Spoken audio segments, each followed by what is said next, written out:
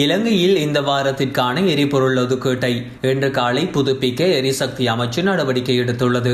அதன் அடிப்படையில் இந்த வாரம் முதல் கார்களுக்காக 20 லிட்டர் எரிபொருள் வழங்கப்படவுள்ளது.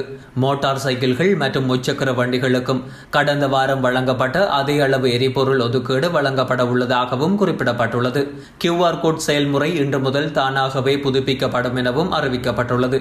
அத்துடன் அடுத்த சில நாட்களில் மோட்டார் சைக்கிள்கள் மற்றும் முச்சக்கர வண்டிகளுக்கு வழங்கப்படும் பெட்ரோலின் அளவை மேலும் அதிகரித்து வழங்குவதற்கு அமைச்சு தீர்மானித்துள்ளது.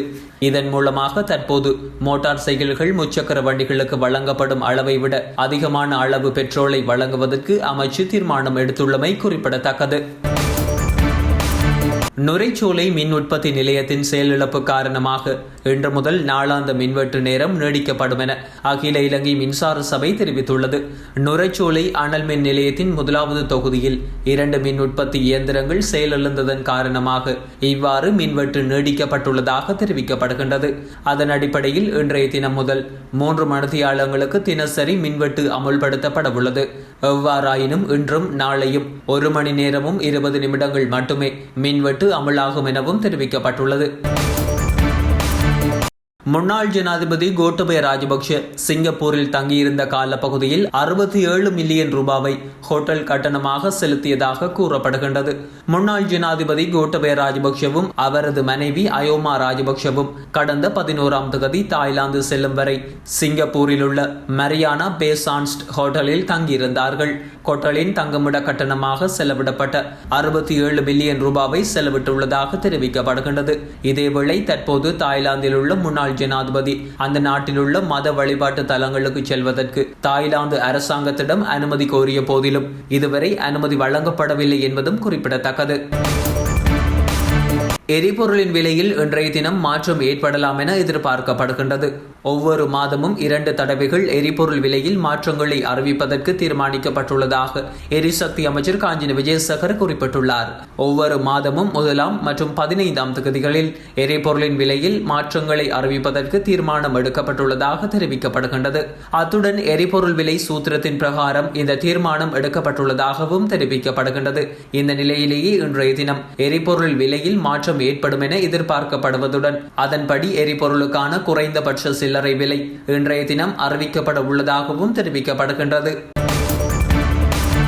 தமிழக அரசாங்கத்தினால் இலங்கைக்கு வழங்கப்பட்ட வாழ்வாதார உணவு பொதியில் காலாவதியான பால்மா பொதிகள் விநியோகிக்கப்பட்டதாக கூறப்படும் விடயம் தொடர்பில் விநியோகிக்கப்பட்ட பால்மா பொதிகள் 3 வயதுக்கு கீழ்ப்பட்ட பிள்ளைகள் உள்ள குடும்பங்களுக்கு வழங்கப்பட்ட நிலையில் பல்வேறு பகுதிகளில் தொடர்ந்து விநியோகிக்கப்பட்டு வருகின்றது. இந்த நிலையில் பதுளையில் உள்ள சில பகுதிகளில் விநியோகிக்கப்பட்டுள்ள குறித்த பால்மா பொதிகளில் உற்பத்தி திகதி மற்றும் காலாவதி திகதி என்பன அளிக்கப்பட்டுள்ளது. மேலும் சில பிரதேசங்களில் விநியோகிக்கப்பட்டுள்ள பால்மா பொதிகளில் உற்பத்தி மற்றும் காலாவதியாகும் திகதி என்பன குறிப்பிடப்படும் இடத்தில் இந்த பொதி விற்பனைக்கு அல்ல என்ற வாசகம் பொறிக்கப்பட்டுள்ளது. இவ்வாறு வழங்கப்பட்டுள்ள ஒவ்வொரு பொதிகளுக்கும் இடையில் பரஸ்பர வேறுபாடுகள் காணப்படுவதை அவதானிக்க முடிகின்றதாக தெரிவிக்கப்படுகின்றது.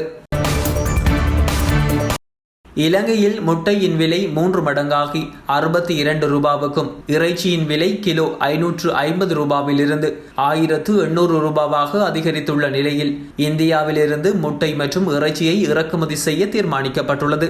சந்தையில் கோழி இறைச்சி மற்றும் முட்டையின் விலை அதிகரித்துள்ளமை தொடர்பில் விசேட கவனம் செலுத்தப்பட்டுள்ளதாக அமைச்சர் நளின் பெர்னாண்டோ தெரிவித்துள்ளார்.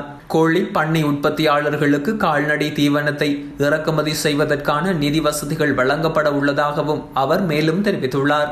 இதன் மூலமாக கோழி இறைச்சி முட்டை என்பவற்றின் விலைகள் குறைவதற்கான சாத்தியங்கள் காணப்படுவதாகவும் தெரிவிக்கப்படுகின்றது.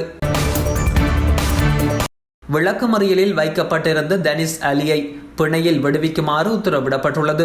நகர்வு மனு ஒன்றின் மூலம் அவருக்கு பிணை வழங்குமாறு நீதிமன்றத்திடம் கோரிக்கை விடுக்கப்பட்டிருந்தது. இது தொடர்பான வழக்கு கொழும்பு பிரதான நீதவான் நந்தன அமரசிங்க முன்னிலையில் விசாரணைக்கு எடுத்துக் கொள்ளப்பட்ட போதே இந்த உத்தரவு பிறப்பிக்கப்பட்டுள்ளது. இந்த நிலையில் சந்தேக நபரை 25,000 ரூபாய் ரொக்கப்பிணையிலும் தலா 5 லட்சம் ரூபாய் பெறுமதியான 2 சரீர பிணையிலும் விடுவிக்குமாறு நீதவான் உத்தரவிட்டுள்ளார். பொது சொத்து சட்டத்தின் கீழ் சந்தேக நபரை மேலும் விளக்கமறியலில் வைக்க போதிய சாட்சிகள் இல்லை என்பதால் நீதவான் இந்த உத்தரவை பிறப்பித்துள்ளார். பேக்கரி உற்பத்தியாளர்கள் தமது தொழிலை தொடர முடியாத நிலைக்கு தள்ளப்பட்டுள்ளதாக அகில இலங்கை பேக்கரி உரிமையாளர்கள் சங்கம் தெரிவித்துள்ளது.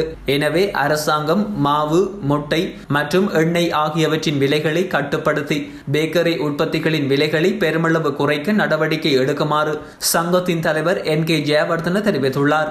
பேக்கரி உற்பத்தியாளர்கள் தமது தொழிலை தொடர முடியாத நிலைமைக்கு வந்துள்ளார்கள்.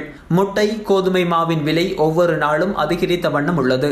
எனவே பேக்கரி பொருட்களின் விலையை குறைக்க அரசு நடவடிக்கை எடுக்க வேண்டும். தேவையான மூலப்பொருட்களை நியாய விலையில் வழங்கினால் பேக்கரி உற்பத்திகளின் விலைகளை குறைக்க முடியும் எனவும் அவர் தெரிவித்துள்ளார். இம்மாதம் 27ஆம் தேதியுடன் நிறைவடையவுள்ள அவசர கால சட்டம் இனிமேல் நீடிக்கப்பட மாட்டாது என்ற நிலை காணப்படுவதாக தெரிவிக்கப்படுகின்றது. கடந்த மாதம் 27ஆம் தேதி நாடாளுமன்றத்தில் சுசில் பிரேமஜேந்தவால் முன்வைக்கப்பட்ட அவசர கால சட்ட நீடிப்புக்கான கோரிக்கை நிறைவேற்றப்பட்டு இம்மாதம் 27ஆம் தேதி வரை நீடிக்கப்பட்டிருந்தது. அதற்கமைய ஆகஸ்ட் 27ஆம் தேதியுடன் நிறைவடையும் குறித்த சட்டத்தை நீக்க வேண்டுமெனில் மீண்டும் நாடாளுமன்றத்தின் ஒப்புதலை பெற வேண்டியது அவசியமாகும். இந்த நிலையில் தற்போது நாடாளுமன்றம் 29ஆம் தேதி வரை ஒத்திவைக்கப்பட்டுள்ளது. இதனால் 27ஆம் தேதி நாடாளுமன்றம் கூட்டுவதற்கான சந்தர்ப்பம் இல்லை என்பது குறிப்பிடத்தக்கது. முன்னாள் அதிபர் கோட்டபய ராஜபக்ஷ மீண்டும் இலங்கைக்கு வருவதை எதிர்பார்த்து கொண்டிருப்பதாக அவருடைய நெருங்கிய அமைச்சர்களுக்கு தகவல் தெரிவித்துள்ளார். முன்னாள் அதிபர் தனது குடியுரிமையை இழந்து அமெரிக்காவுக்கு திரும்ப முடியாது போயுள்ளது. எனினும் அமெரிக்காவில் உள்ள தனது மகனின் பாதுகாப்பு குறித்து கவலை கொண்டுள்ள முன்னாள் அதிபர் நீண்ட நாட்களாக தான் அமெரிக்கா செல்ல விரும்பவில்லை என தெரிவிக்கப்படுகின்றது. அங்கு செல்ல முடியாவிட்டாலும் அமெரிக்க குடியுரிமை பெற்றுள்ள அவரது மனைவி அயோமா ராஜபக்ஷ அங்கு செல்லலாம். ஆனால் இந்த நேரத்தில் அவர் கணவருடன் இருக்க முடிவு செய்துள்ளார். எவ்வாறாயினும் முன்னாள் அதிபர் மீண்டும் இலங்கைக்கு வர தயாராக இருப்பதாகவும் அதற்கான வசதிகளை ஏற்படுத்தி கொடுப்பது இலங்கை அரசாங்கத்தின் பொறுப்பு எனவும் அமைச்சர் பந்துல குணவர்தன ஊடகங்களுக்கு தெரிவித்துள்ளார். எனவே கடந்த வாரம் தற்போதைய அதிபர் ரணில் விக்ரமசிங்கே தெரிவித்த கருத்து காரணமாக தற்போதைய அரசாங்கத்தினால் முன்னாள் அதிபர் கோட்டபய ராஜபக்ஷவுக்கு எந்தளவு வசதிகள் செய்து கொடுக்கப்படும் என்பது கேள்விக்குறியாகியுள்ளமை குறிப்பிடத்தக்கது.